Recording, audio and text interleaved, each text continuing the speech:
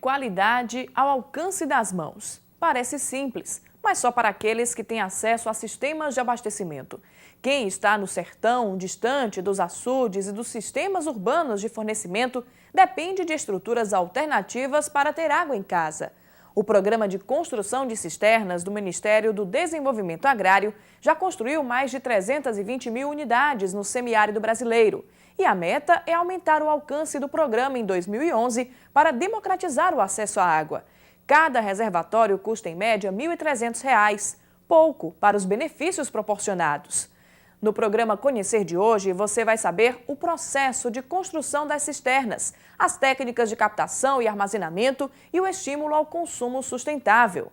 Trabalho comunitário. Famílias sertanejas se unem para construir cisternas em comunidades que não têm acesso à água.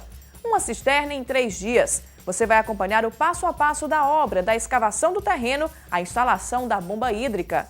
Os escolhidos. Quem tem direito a uma cisterna? Associações e institutos percorrem o sertão em busca de famílias que nunca tiveram água de qualidade em casa.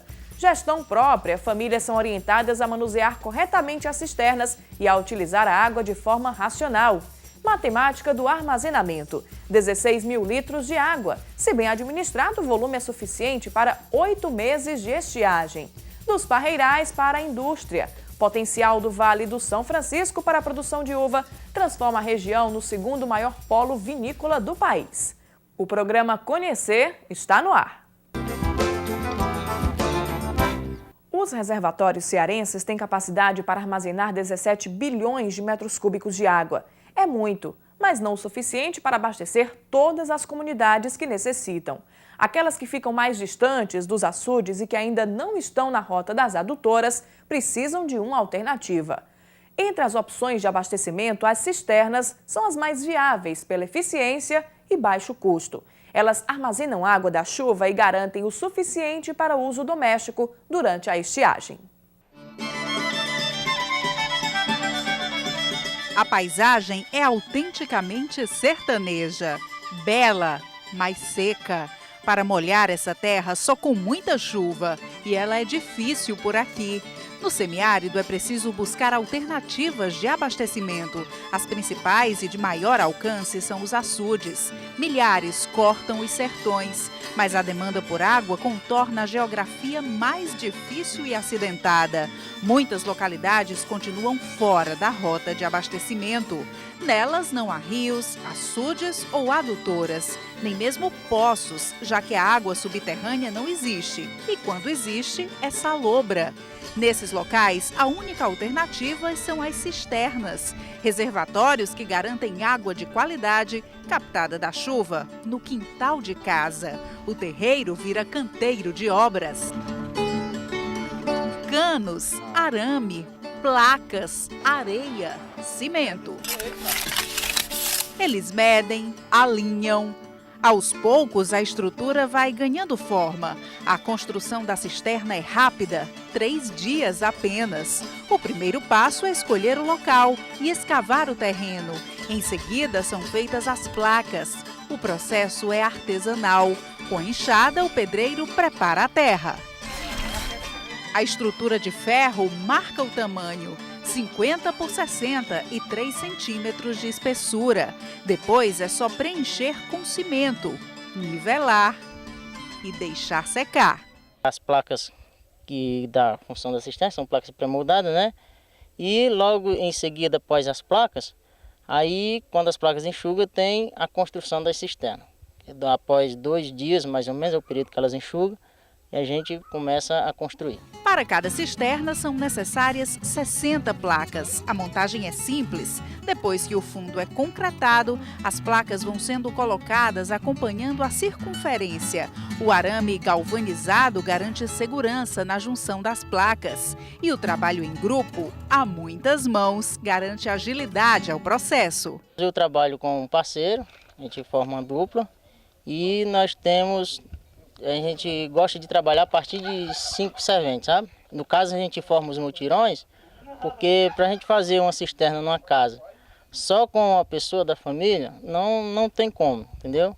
A gente forma um mutirão a partir de 5 famílias, até 4 dá para trabalhar. E aqui no caso nós estamos trabalhando com 8 famílias. Depois que eles erguem as laterais da cisterna, é hora de fazer a coberta. É feito um reboco por fora e dando uma parte de acabamento a partir depois da barreira, que a outra parte fica aterrada. Logo em seguida a gente faz um reboco por dentro, faz um contrapiso, aí tem um escoramento com uma estronca de madeira de 2,14 mais ou menos, com um disco de trator a gente coloca em cima para receber as vergas, as quais vão receber as placas da coberta. São necessárias 21 vigas para sustentar as placas de tamanhos diferenciados. Elas são colocadas uma a uma até fechar completamente a estrutura. Antes da pintura é colocada a bomba. É ela que vai puxar a água armazenada. A construção de cisternas é uma ação fundamental para a convivência com o semiárido. Essas aqui fazem parte do programa 1 milhão de cisternas, desenvolvido pela ASA, Articulação do Semiárido Brasileiro, em parceria com instituições da sociedade civil. O programa mobiliza comunidades nos 9 estados nordestinos. No Ceará, a região do Sertão Central é uma das beneficiadas. Aqui, o programa é coordenado pelo Instituto Antônio Conselheiro. Esse programa, que é o PUMC, Programa 1 milhão de cisternas rurais, tem dado um diferencial, tem mostrado um diferencial e tem mostrado uma eficiência muito grande, né? Haja visto que a gente tem essa coisa de democratizar o acesso à água para todos os agricultores e agricultoras. Isso é um grande diferencial. De 2008 até agora, foram construídas 2.125 cisternas em 10 municípios da região. Os sindicatos rurais, paróquias e grupos de mobilização ajudam a identificar as comunidades prioritárias. Nos municípios é feito a demanda dos agricultores e agricultoras que têm dificuldade de acesso à água de consumo humano, né? A gente faz a visita a essas comunidades, é um processo de mobilização na comunidade, onde a gente apresenta o programa, discute os critérios do programa e a partir daí começa a execução do programa naquela comunidade, né? Após isso aí é feito um cadastro na casa das famílias, a entidade faz uma visita de casa em casa, fazendo um cadastro das famílias e depois disso, a gente faz para um processo de capacitação dessas famílias. A meta é clara: universalizar o acesso à água, mas há critérios que determinam onde as cisternas vão ser construídas primeiro. A questão da renda, né? A família tem uma renda per capita de meio salário mínimo por pessoa, esse é um critério do programa, né? Priorizar mulheres que são chefe de família, priorizar idosos, priorizar casas que têm pessoas portadoras de necessidades especiais. Então, esses priorizar e também aquelas famílias que não têm acesso a nenhum sistema de abastecimento público, essas famílias são prioridades. E também aqueles que nós não vamos construir em famílias que já têm outro reservatório ao lado da casa, né? Então, esses são alguns critérios, algumas prioridades para aquelas famílias. Dona Marina Barros é uma das beneficiadas. Ela acompanha a construção da cisterna da porta de casa. O reservatório significa qualidade de vida depois de anos sem acesso à água. Não tinha água nem para cozinhar, aqui nunca veio nada, nunca a gente foi beneficiada com nada. Assim, um projeto de nada. Márcia Helena ainda está percorrendo a Rota da Seca, mas falta pouco para se livrar dos baldes e garrafas. O terreno para a construção da cisterna já está preparado. Depois das primeiras chuvas de janeiro, o reservatório vai começar a armazenar água. Ela não vê a hora de se livrar das longas caminhadas. A gente tem que acordar cedo para pegar água longe, buscar água de longe, aí com a cisterna fica melhor, né? É muito bom, né? Ter água perto, água para criança é bom, né? Água limpa. Maria da Conceição já está usufruindo dos benefícios. O acesso à água, que antes dependia da boa vontade dos vizinhos, hoje está na porta de casa. Antes a gente tinha que pegar água na cisterna dos outros, muitas vezes as pessoas nem gostavam que fosse buscar. Agora com a cisterna vai melhorar, porque tem em casa, qualquer coisinha é só pegar.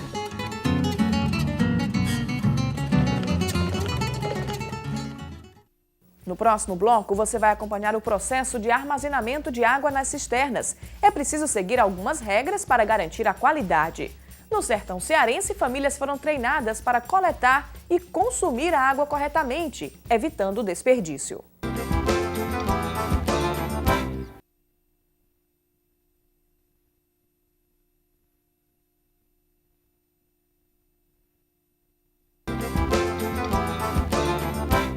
Quem mora no sertão está acostumado à incerteza.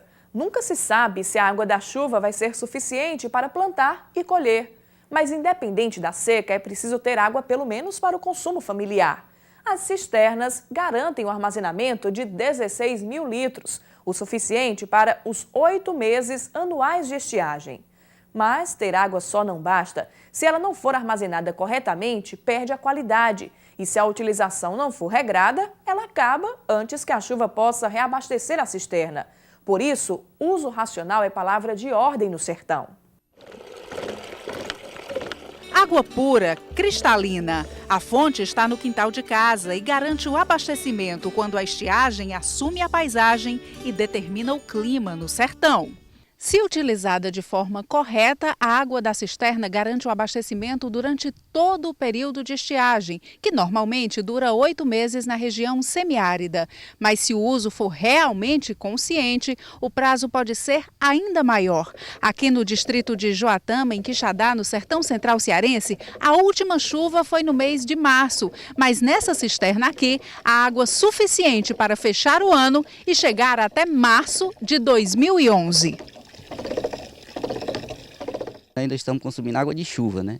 Isso é qualidade de vida, né? A gente estamos felizes, estamos bastante contentes com esse projeto. Mas nem sempre foi assim.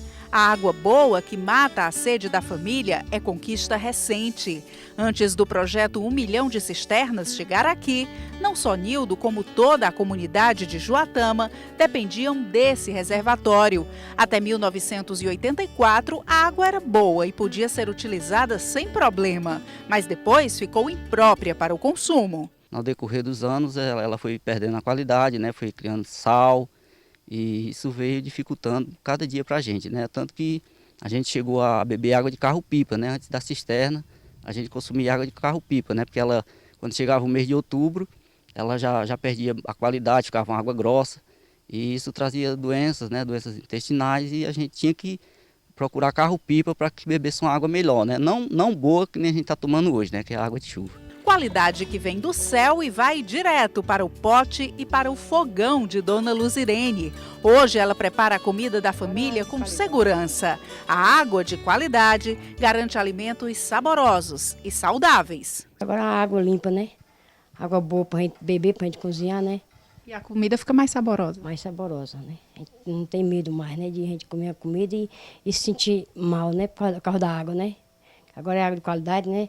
Água de chuva, né? Água guardada aí, bem cuidada, né? Quem utiliza a água da cisterna também aprende como funciona todo o processo. Seu Nildo, é simples o processo de armazenamento para receber essa água, para coletar? Como é que é esse passo a passo? É simples, a gente tem essas partes de bica, que quando a água cai no telhado, ela desce para a bica, da bica ela vai para o cano, em seguida a gente tem uma outra parte de cano que a gente acopla aqui, e que leva até a cisterna. Vai naquela parte ali que está com aquela telazinha para evitar que entre sujeira para dentro, né? E quando essa cisterna está cheia, a gente pega esses canos, tira, guarda, para evitar o sol, para que esse cano tenha mais um tempo, né, de duração.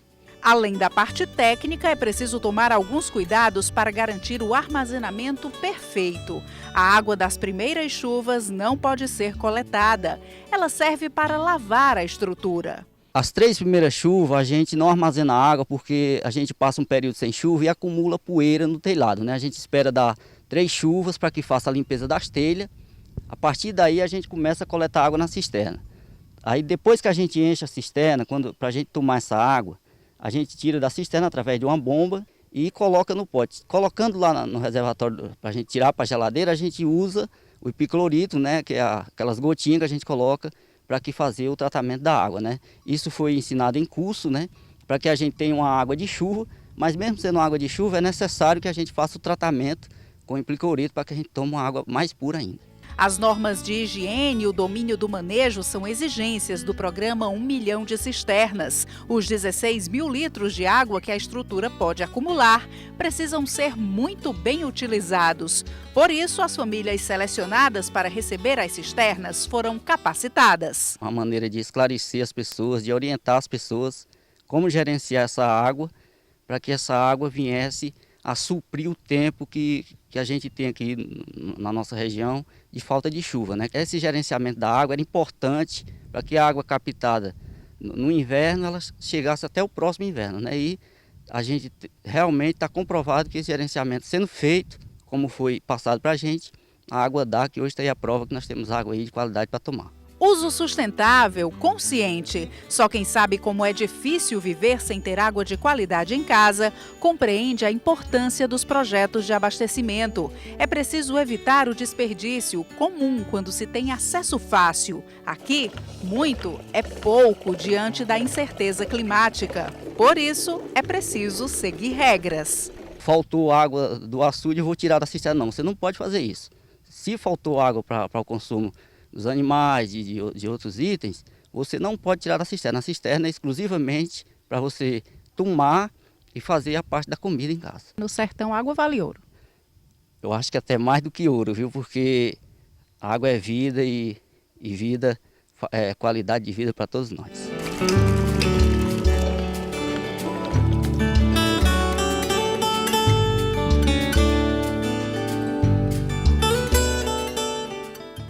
No próximo bloco, nós vamos percorrer os parreirais do Vale do São Francisco, responsável por 99% da uva exportada pelo Brasil.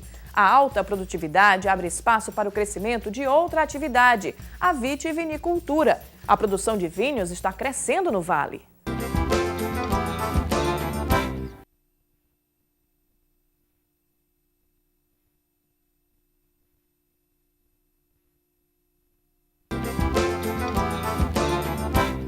A riqueza produtiva do Vale do São Francisco é referência de aproveitamento de água no cultivo de alimentos.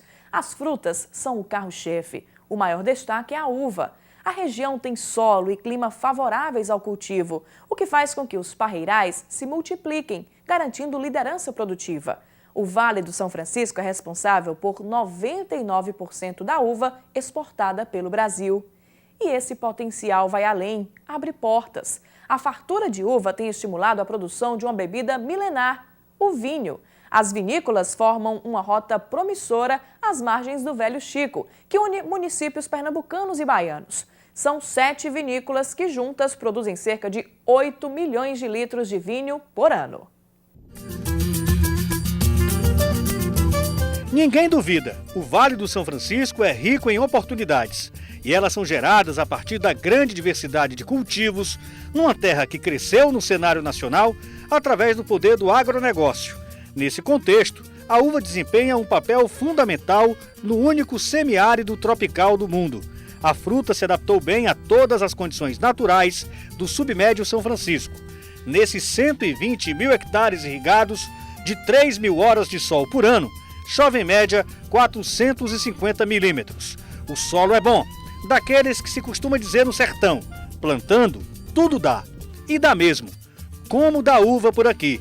As parreiras se espalham por toda parte da região. Em toda a extensão do Vale do São Francisco, existem cerca de 20 mil hectares de uva, totalizando investimentos que chegam a 90 milhões de dólares. E cada hectare emprega 4 pessoas. Gente que vem, principalmente, de vários municípios de Pernambuco e Bahia, mas também de todos os outros estados do Nordeste brasileiro. O Vale do São Francisco produz 99% da uva exportada pelo Brasil, que tem como maiores mercados consumidores a União Europeia e os Estados Unidos. 80% da uva brasileira vai parar nas mesas dos consumidores de países europeus. Daqui, do Vale do São Francisco, são exportadas 4 mil toneladas de uva de diversas variedades. A produção da uva de mesa também alavancou o setor de vitivinicultura no Vale do São Francisco, que se transformou no segundo maior polo vinícola do país. Hoje, na região do São Francisco, é possível visitar a Rota do Vinho, formada pelos municípios de Lagoa Grande, Santa Maria da Boa Vista e Petrolina, no estado de Pernambuco, Juazeiro, Casa Nova e Sobradinho, no lado baiano. Nessa rota, marcada pela trajetória do Velho Chico, cheia de belíssimas imagens, de uma paisagem, sobretudo exuberante, existem 7 vinícolas em funcionamento, que juntas produzem cerca de 8 milhões de litros de vinho por ano. Essa é uma delas. Esse grupo português se estabeleceu no Vale do São Francisco em 2002. Hoje, a Vini Brasil produz 4 diferentes marcas de vinho que atendem aos mercados interno e externo. A empresa produz cerca de 2 milhões de litros de vinho por ano. Algumas marcas são comercializadas na Alemanha, Reino Unido, nos chamados países nórdicos e até mesmo para Portugal. Já o mercado nacional consome aproximadamente 2,5 milhões de garrafas de 2 das 4 marcas produzidas na vinícola. Mas a indústria reconhece algumas dificuldades no mercado interno, que precisa valorizar mais o vinho como produto estratégico. Uma das dificuldades que o mercado brasileiro tem é exatamente para concorrer com outros vinhos que são importados no mercado, não tem muitas vezes os mesmos benefícios que esses vinhos importados têm no seu país de origem, ou seja, os governos desses países de onde se faz a importação do vinho muitas vezes incentivam a produção, dando benefícios fiscais e regalias à produção de vinho, uma vez que é considerado um bem e um produto estratégico. Neste momento, no Brasil, ainda não aconteceu isso, o que por vezes se torna um pouco mais difícil e faz com que os vinhos tenham um valor um pouco mais acrescentado. No pátio interno da indústria de vinhos estão os setores de fabricação, armazenamento e embalagem do produto. Nesses enormes tonéis, o vinho é fermentado. A fermentação alcoólica, por exemplo, pode demorar até 15 dias, mas é esse setor que nos chama mais atenção, a sala das barricas.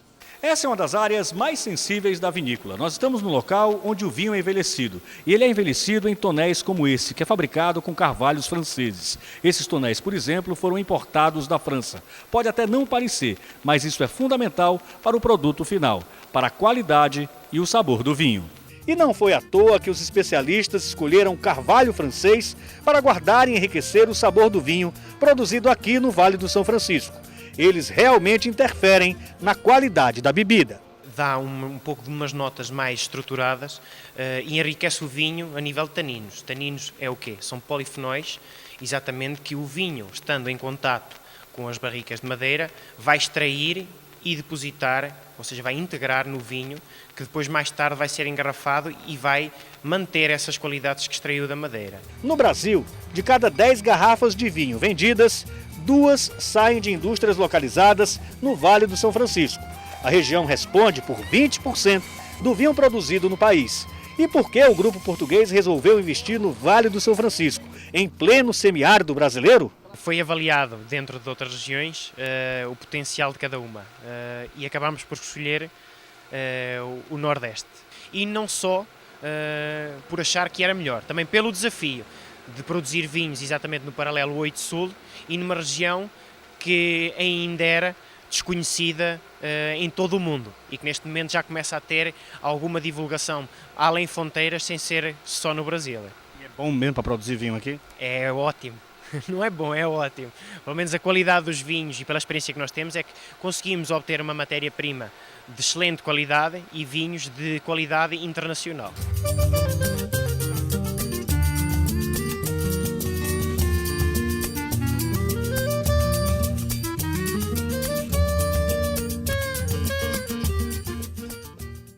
O programa Conhecer termina aqui. Se você quiser se comunicar com nossa equipe, mande uma mensagem para o endereço eletrônico conhecer@tvdiario.tv.br. Até o nosso próximo encontro.